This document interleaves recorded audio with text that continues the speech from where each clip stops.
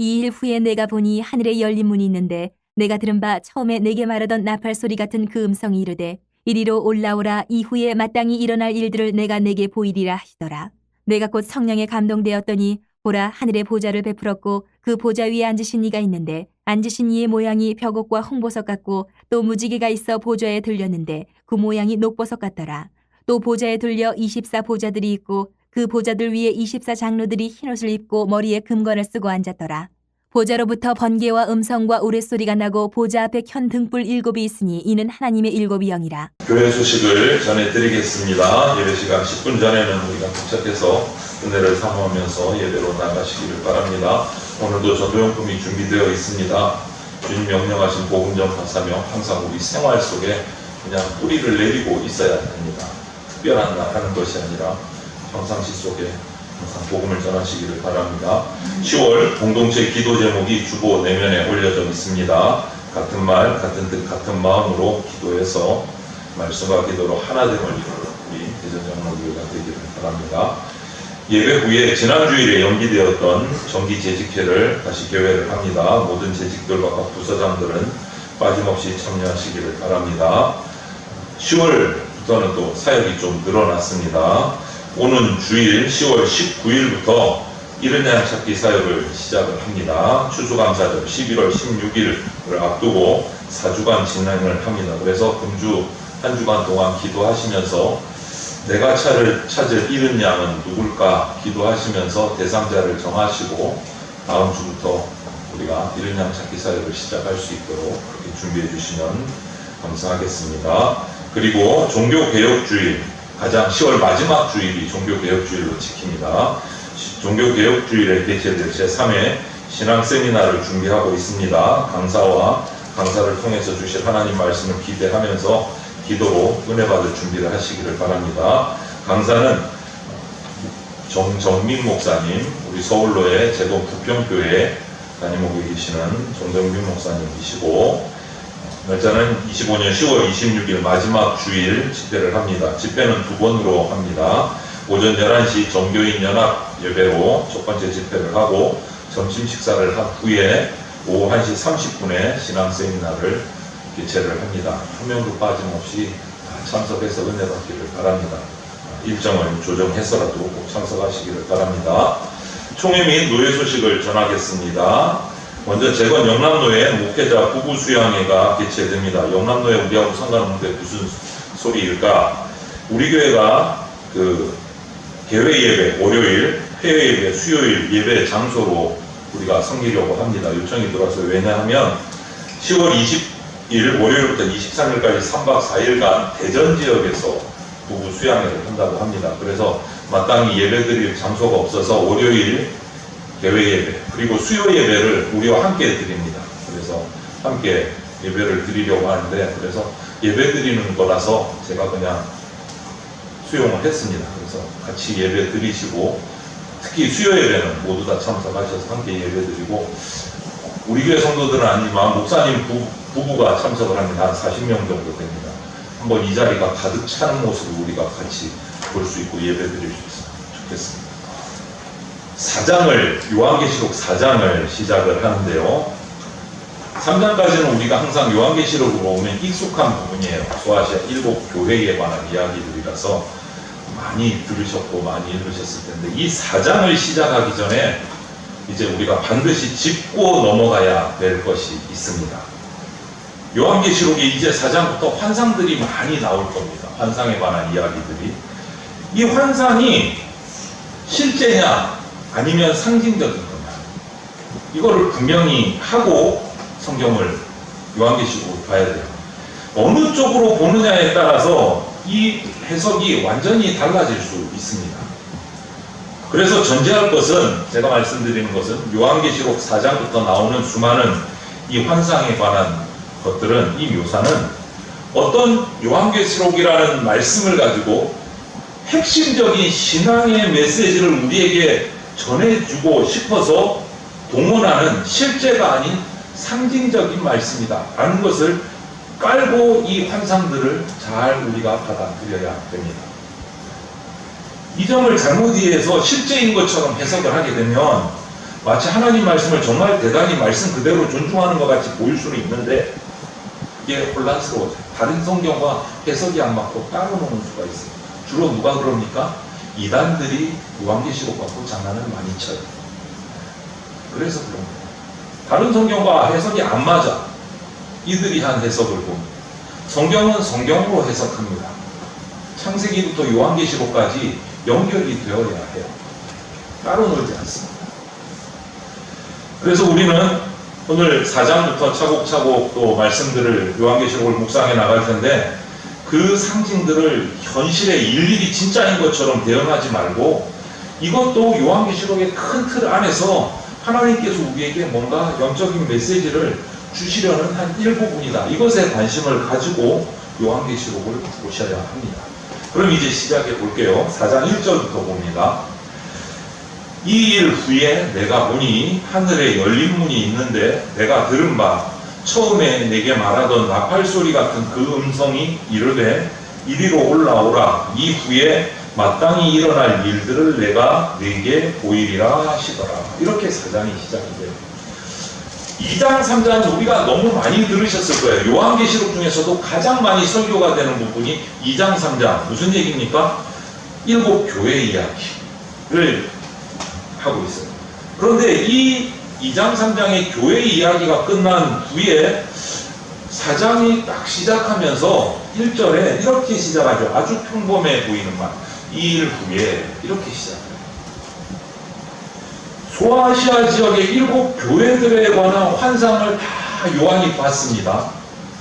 그런데 이 일 후에라는 말이 이 7 교회의 환상 후에라는 의미인지 아니면 큰 틀에서 뭔가 다른 것 이후에 라는 건지를 우리 먼저 이해하고 4장을 들어가야 그 뒤의 말씀들이 바르게 이해가 돼요. 만약 이 말을 이 일 후에 라는 이 말을 그냥 2장, 3장, 4장 이 시간의 흐름대로 이해를 하고 받아들이면 문제가 생겨요.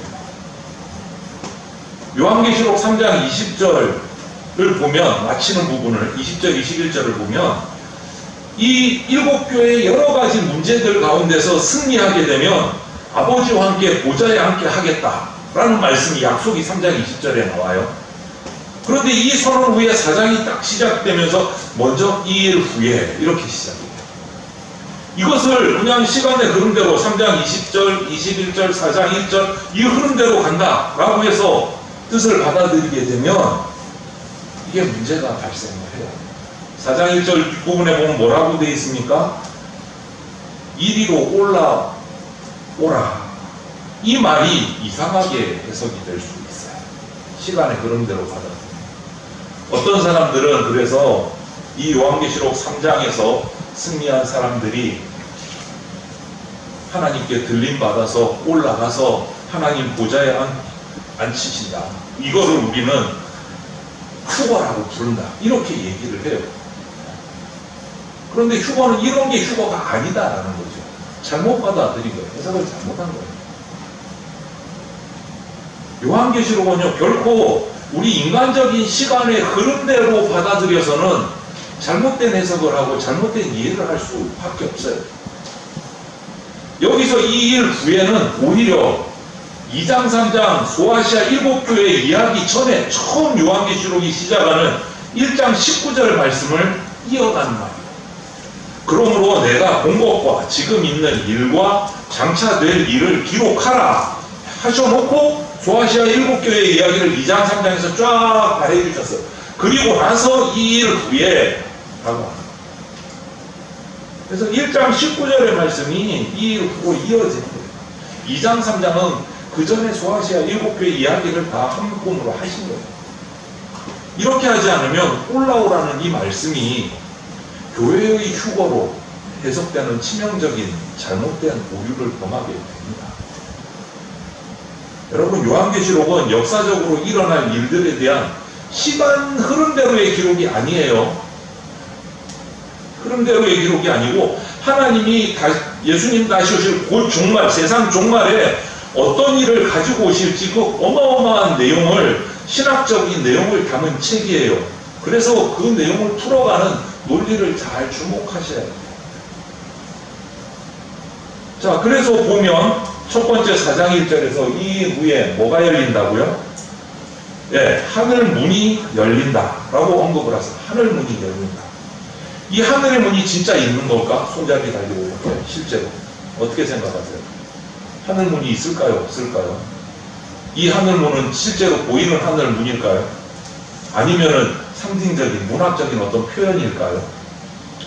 우리 인간의 개념, 인간의 언어로 이해를 하면 천국에도 출입구가 있다라는 식으로 생각하기가 쉽습니다. 그런데 이 모든 표현은 은유적이고 상징입니다. 상징입니다.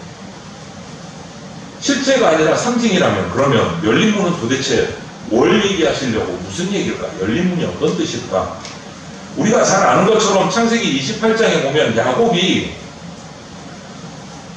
형 에서부터 도망쳐서 그렇게 루스로 가다가 베델에서 잠자다가 신비한 꿈을 꾸고 환상을 보는 이야기가 기록이 돼 있어요. 천사들이 사닥다리를 타고 하늘과 자기 땅을 오르락내리락 하는 환상을 봅니다. 꿈에. 여기서 하나님의 약속을 받아요. 야곱은. 그리고 나서 야곱이 이런 표현을 창세기 28장 16절 17절에 그 꿈을 이렇게 이야기합니다. 야곱이 잠이 깨어 이르되 여호와께서 과연 여기 계시거늘 내가 알지 못하였도다. 이에 두려워하여 이르되 두렵도다. 이곳이요 이것은 다름 아닌 하나님의 집이요 이는 하늘의 문이로다 하고 이렇게 표현합니다. 여기서 하나님의 집이라든지 하늘의 문이라는 이 표현은 어떤 건축물이나 문짝이 아니에요. 뭡니까? 하나님이 나에게 내려오셨다. 하나님의 임재를 이야기하는 표현이에요. 문학적인 표현. 하나님이 내게 와서 나를 만나주셨다. 내게 말씀하셨다. 하나님의 임재를 말하는 다른 표현이에요. 하나님이 야곱에게 찾아오셨고 그의 삶의 최초로 야곱을 만나주시는 사건을 이렇게 표현을 한 거예요. 하늘나라와 땅이 연결되는 놀라운 현장이 바로 이 야곱이 있었던 베델이 된 거예요. 그래서 하늘의 문, 하나님의 임재를 말합니다. 하나님의 임재. 그래서 제가 종종 기도드릴 때 우리 교회가 천국의 문이 되게 해주십시오. 통로가 되게 해주십시오. 그것도 그런 의미에서 그런 기도를 드립니다. 여기에 또 천국 가는 문짝이 있어서 천국의 문이라고 하는 게 아닙니다. 하나님의 임재하심, 하나님의 임재하심. 놀랍게도 성경에는요, 이 야곱 이야기 창세기 때뿐만 아니고 하늘이 또 땅으로 내려오는 순간이 마태복음 3장에도 16절, 17절에 이렇게 기록합니다.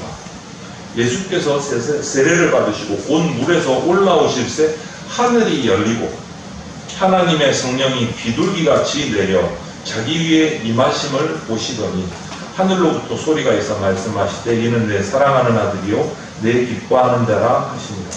이 땅에 어린 양으로 오셔서 우리 인간의 죄를 짊어지시고 공생애를 시작하실 때 그 공적인 자리에 예수님께서 세례를 받습니다. 요단강에서 세례 요한에게. 예수님의 메시아 되심을 공개적으로 드러나는 이 시점에 하늘이 열려요. 하늘이 열려요.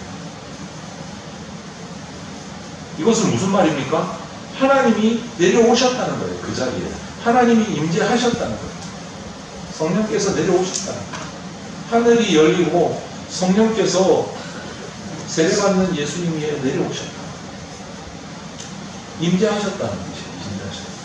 그리고 요한복음 2장 19절부터 22절을 보면 예수님은 자기 몸이 하나님의 성전이다 라고 이렇게 이야기를 하십니다. 예수께서 대답하여 이르시되 너희가 이 성전을 헐라 내가 사흘 동안에 일으키리라. 유대인들이 이르되 이 성전은 46년 동안 지었건을 내가 3일 동안에 일으키겠느냐 하더라. 그러나 예수는 성전된 자기 육체를 가리켜 말씀하신 것이라. 죽은 자 가운데서 살아나신 후에야 제자들이 이 말씀하신 것을 기억하고 성경과 예수께서 하신 말씀을 믿었더라. 이렇게 기록하고 있어요. 예수님이 이 땅에 오신 게 성전이에요. 성전. 예수님이 이 땅에 오신 게 바로 하늘문이 열린 거예요. 이 땅에 오신 거예요. 그리고 또 요한복음 10장에 가면 예수님은 자신을 양의 문이다 라고 표현하신 것도 있어요. 양의 문이다.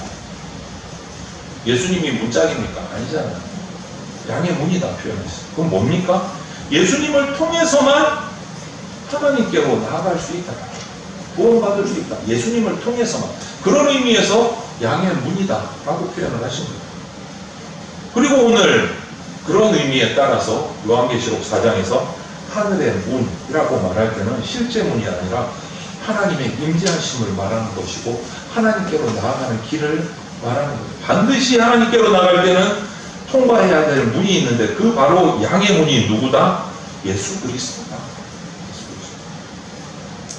그래서 그 다음이 하늘의 문이 열렸는데 이 문이 무슨 문이냐면 4장 1절에 열린 문이라고 하는데 이 열린 문은 앞으로 열릴 문이 아닙니다. 예수님 오시면 다시 오시면 열릴 문 이게 아니에요. 헬라어 원어 표현의 이 열린 문을 보면 더 정확하게 표현하면 이미 열려 있는 문이에요. 왜 이미 열려 있습니까? 여러분 예수님이 이 땅에 오셔서 양의 문으로 오셔서 구원받은 문, 천국으로 가는 문을 이미 활짝 열어놓으셨어요. 예수 믿는 자는 그 문에 들어선 거예요. 이미 열려있는 문이에요. 우리에게 임한 구원은요 이렇게 이미 완성되어 있어요. 이 땅에 이루어져 있어요. 예수님을 통해서. 그래서 1절 하반절에 마땅히 일어날 일들이라는 말이 바로 거기에 연결돼요. 지금 열려져 있고 앞으로 마땅히 일어날 일들을 내가 너에게 보여주겠다 이 말씀. 그러면 그 일들이 뭘까? 그것을 보면 다시 한 번 더 1절을 보면 이후에 내가 보니 하늘에 열린 문이 있는데 내가 들은 바 처음에 내게 말하던 나팔 소리 같은 그 음성이 이르되 그 다음에 뭐요? 이리로 올라오라. 이후에 마땅히 일어날 일들을 내가 내게 보이리라 하시더라. 올라오라 라는 이 말은요 우리가 생각하는 그냥 위의 뜻이 아니에요.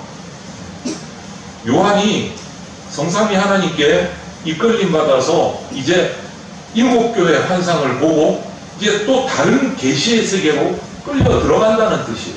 이리로 올라오라. 또 다른 계시를 보여주시는 거예요. 요한에게. 계시는요 하나님이 열어주시고 이끌어주시고 보여주지 않으시면 아무도 접근할 수 없는 영역입니다. 아무도, 그 누구도. 내가 보고 싶다고 계시가 보여주는 게 아니에요. 하나님이 이렇게 요한에게 하신 것처럼 열어 보여주셔야 볼 수 있는 거예요. 요한도 이때 딱 한 번이에요. 딱 한 번. 계속 본 게 아니에요. 하나님이 이리로 올라오라 하고 보여주실 때 본 거예요. 딱 한 번. 오늘날 우리들은요 경험하고자 여기에 매달려서 아둥바둥 할 필요 없어요. 어떤 분들 보면 교회에서 기도원에 가서 하나님 천국을 보여주십시오. 내가 천국을 경험하게 해주십시오. 뭐 책 읽어보니까 천국 경험한 분들에게 자기도 천국을 가보고 싶은 거예요. 죽기 전에. 여러분 거기에 매달릴 시간 그거는 필요가 없는 시간이에요.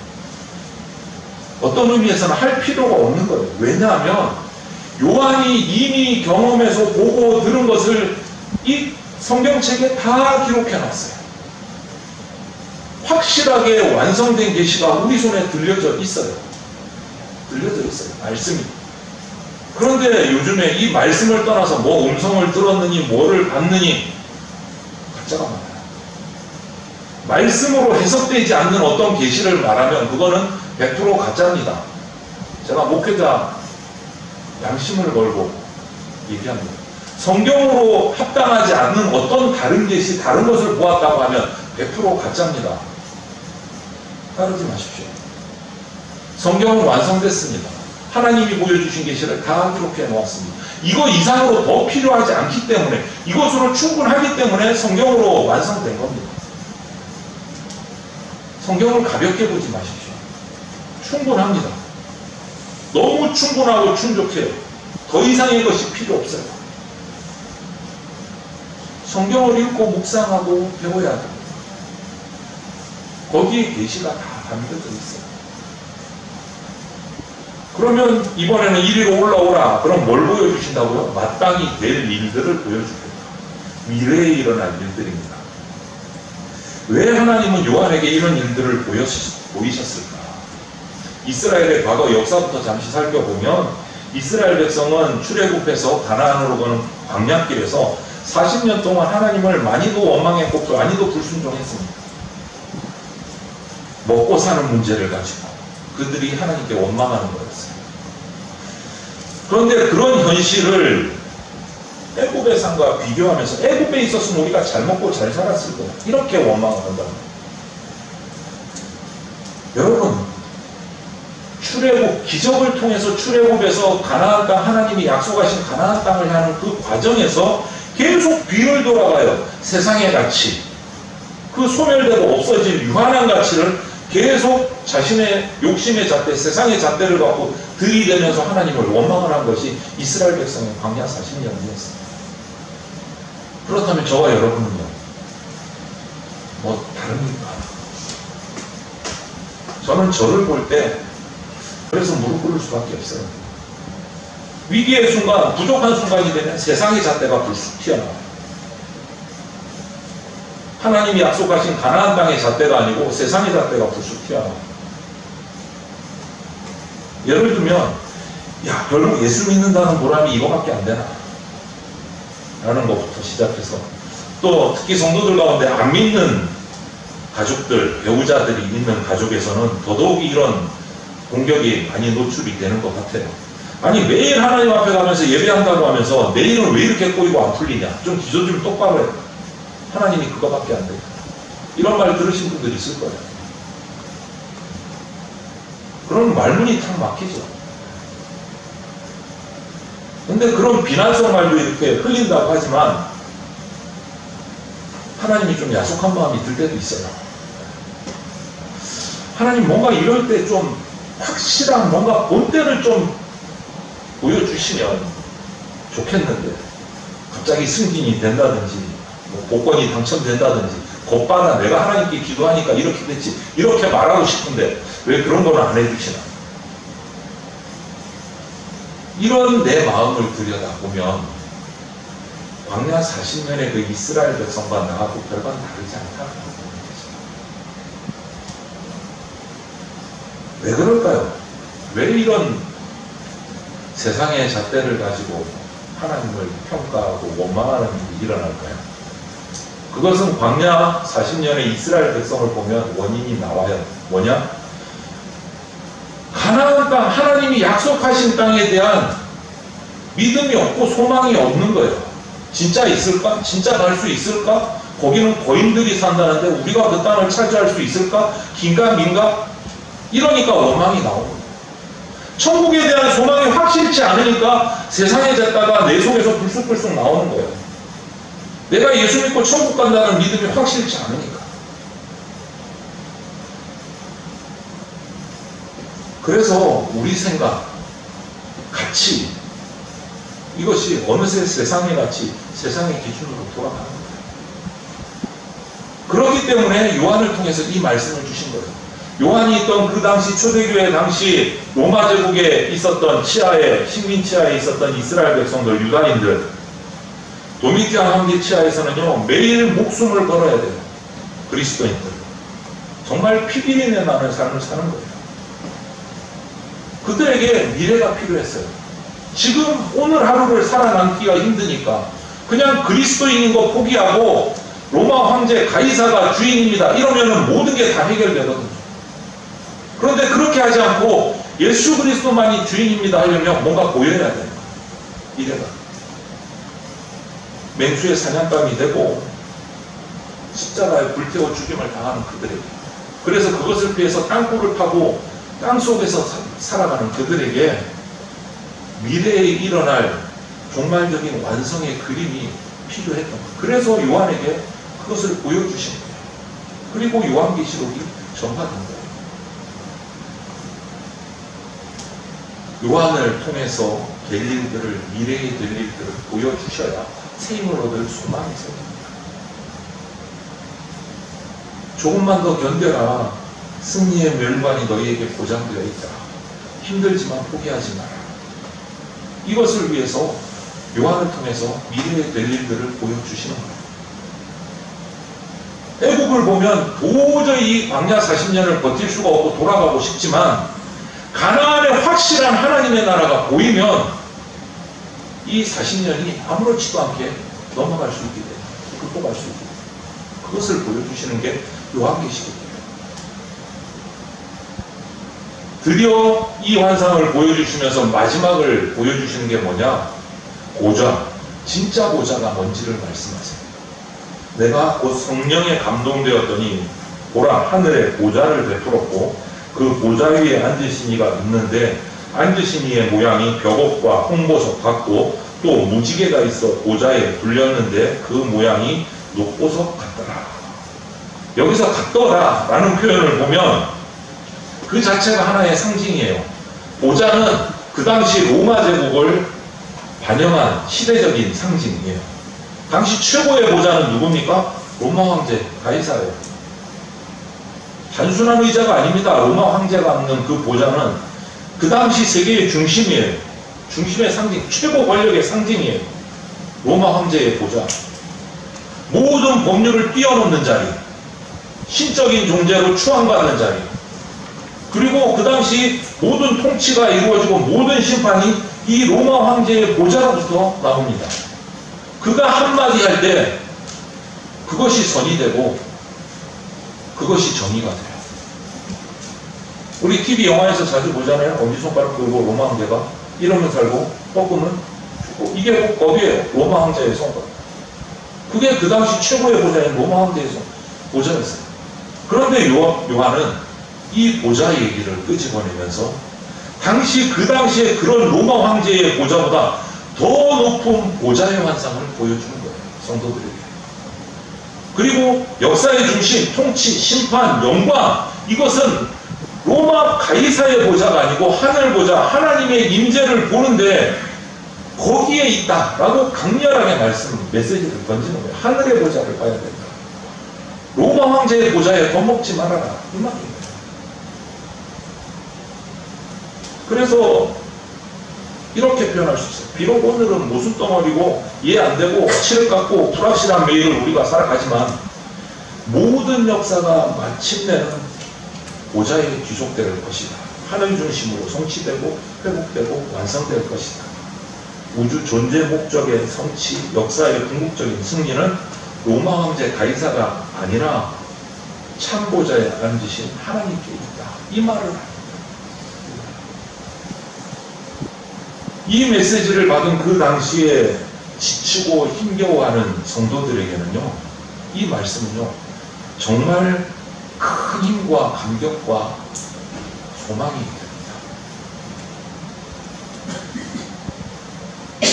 다시 말해서 이 보좌는 그 당시 무소불위의 권력을 지닌 로마 황제가 아니라 역사의 마지막과 완성과 종말의 승리는 하나님의 보좌, 하나님께 있다. 하나님의 임재를 바라봐야 된다. 이 말을 하는 거예요. 이것이 오늘날 우리에게도 동일하게 주시는 음성입니다. 여러분, 우리가 믿는 유일한 희망이자 삶의 동력, 이것은 바로 하나님이다.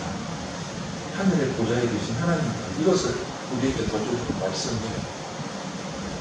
뭐 실없는 얘기지만 LA 한인타운에 가면 LA에 목회하는 목사님하고 대화를 하다 보면 이런 얘기를 하더라고요.